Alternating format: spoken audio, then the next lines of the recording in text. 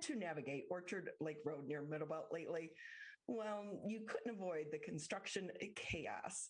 The construction to resurface the road got underway a couple of weeks ago, and traffic in both directions is shifted to one lane while the work is being done, which is expected to last well into the fall. With us to talk more about the project and others going on in the area, Craig Bryson, Senior Communication Manager for the Oakland County Road Commission. Great to have you with us. Happy Wednesday to you. Thank you, Ronnie. Great to be here. Okay, as someone who has to drive this little stretch of road every single day, oh, it's so frustrating. But you hear it all the time. Yep, we do. But it's also one of the necessary evils of road improvements, unfortunately. So, Craig, the one thing that I hear from so many people, it feels like we just did this stretch of road not long ago. How do you answer those questions? It's been decades since we redid this particular section. And this is not only putting a new surface on the road, but making some significant safety improvements as well. So this is more than just a resurfacing. It is a resurfacing, but it's more than that as well. So with that, I understand you guys are going to change and add a lane. Talk about that.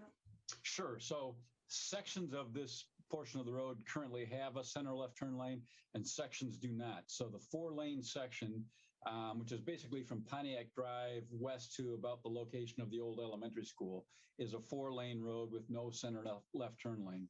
That is a less than ideal situation because you have people wanting to make left turns, have to stop in the through lanes. So we see increased rear end collisions with those situations. So we're adding a center left turn lane throughout that section. We're also removing, there's a center island near Pontiac Drive. We're taking that out and making that a center left turn lane there as well. So the entire section will have a center left turn lane once we're completed, which is a much safer configuration for that section of road. So how long is this headache going to be with us? Well, at this point, realistically, we're thinking probably late September.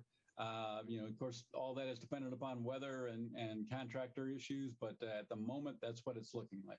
Well, fingers crossed for that, because one of the things that makes it more of a challenge is there's really kind of no way around. So you do get stuck in the traffic.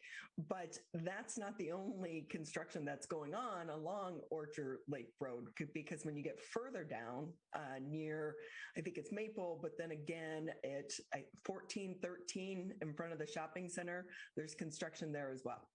Correct. So that's a major project. That's probably our biggest project this year, between 13 and 14 mile. We're both repaving and reconstructing a portion of that road.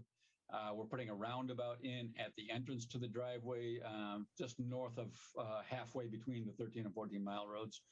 And then the section north of the roundabout up to 14 mile will be a divided boulevard when we're done. So that's a major project. Northbound is closed throughout construction. Southbound remains open, and access to all the businesses is via the southbound lanes there. So can you talk about the roundabouts? I personally don't mind them, especially once you get used to them. If you go to Europe, they've had roundabouts for decades. It's just how they get along. And I know that some people don't like them, but the numbers show they're actually safer. Absolutely. And we do hear every time we propose one, we hear a lot of people that don't like them. And we understand that it's different. It's new. It takes a little bit of getting used to. But as you mentioned, the numbers are undeniable.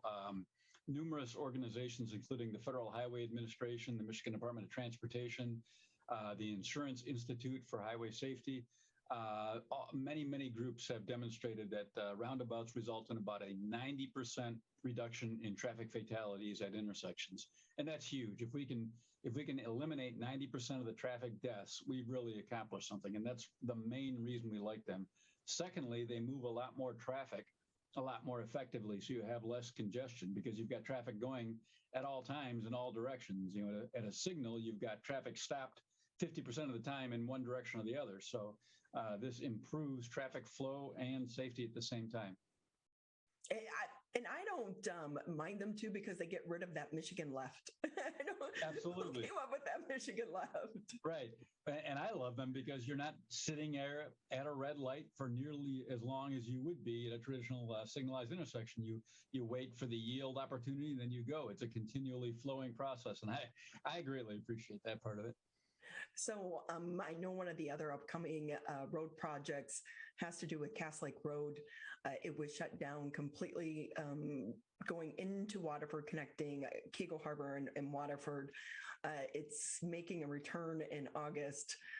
How long is that expected to last? Because I know for some of the businesses, they really, they hurt because they don't have that access.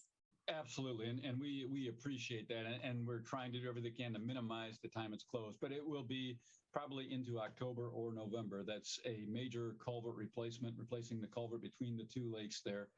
And unfortunately, it's unavoidable to close the road. When you rip out a culvert, there's, as you might imagine, a big hole in the road and you can't get through.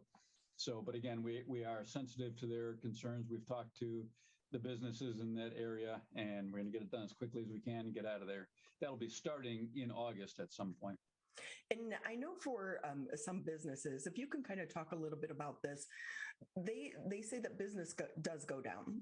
It does hurt them, but what can they do to try to get financial reimbursement for the loss of revenue during that time? Because I believe the state doesn't offer that, correct?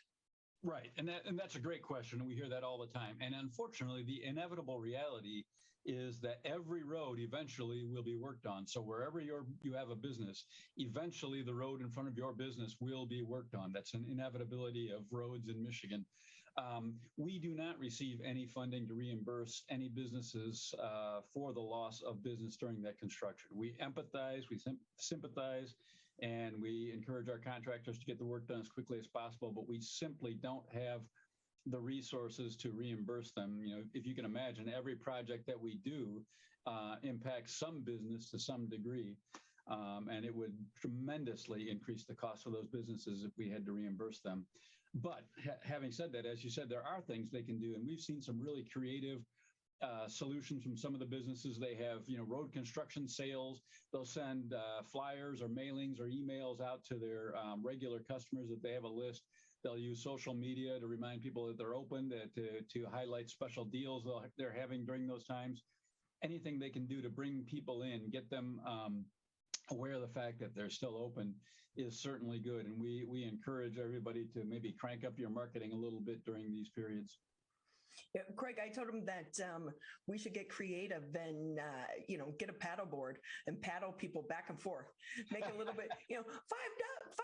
I'll take you a ride over back and forth. Although if we're talking October, November, that could get a little cold.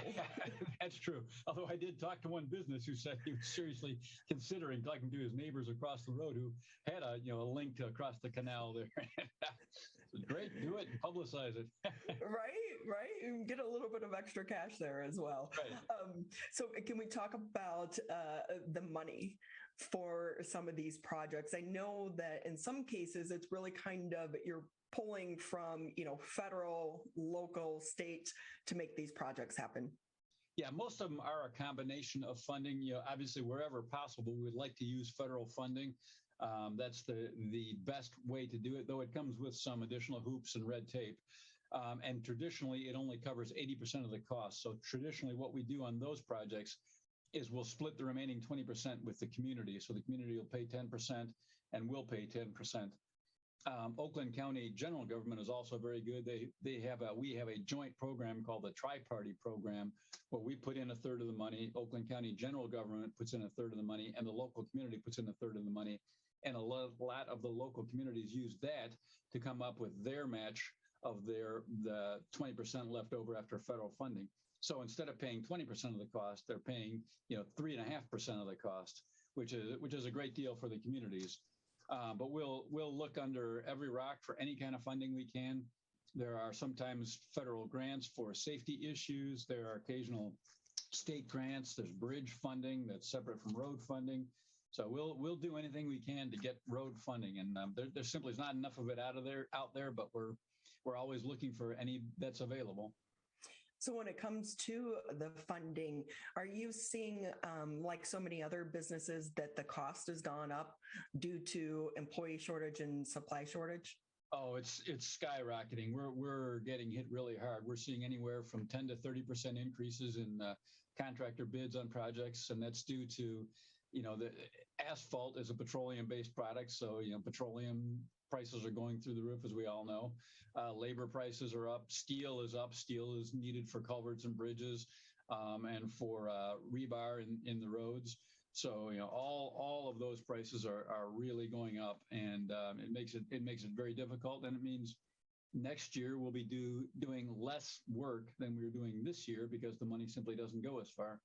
And that's where we hope Mother Nature kind of cooperates so you can get the work done quicker. And also, like in the winter months, less money for road salt and crews and this, that, and the other. So if Mother Nature cooperates, maybe it won't be quite so painful. Absolutely. And you're absolutely right. When we save money on winter, when we have a mild winter and we don't buy as much salt, or we don't have as much overtime for plowing and salting, that money does go into resurfacing projects the following year typically. So we love to see that. Anytime Mother Nature allows that, we're all for it. So with that, Craig, I would imagine, are you guys hiring right now? How are things looking in that arena for you? We are. We're looking for truck drivers and laborers. We ask that they have a commercial driver's license with an A designation, air brake designation. So that's a CDLA. And we're hiring right now. If anybody wants a job and they have that CDLA, please go to our website and fill out an application. Craig, how can people keep up on some of these road projects? Because I think, wasn't there an app that was coming out? There is. We just updated our app. It's a great app. It's got lots of information. You can sign up through the app and through our website for alerts. So we'll send you either text or email alerts to update you on projects. You can follow our social media platforms, Facebook, Twitter, Instagram. We're even getting into TikTok a little bit. So we've got some great TikTok videos out there. So those are some of the ways to get the most instantaneous updates on our projects. Hey, you guys have been pretty creative on your social media. I know there's been a couple cases where drivers have gone beyond the barriers, barricades, and ended up in not such a good spot. Absolutely. We're amazed every time this happens, but we've had people drive into wet cement and get stuck. We've had people drive around barriers and literally go into rivers.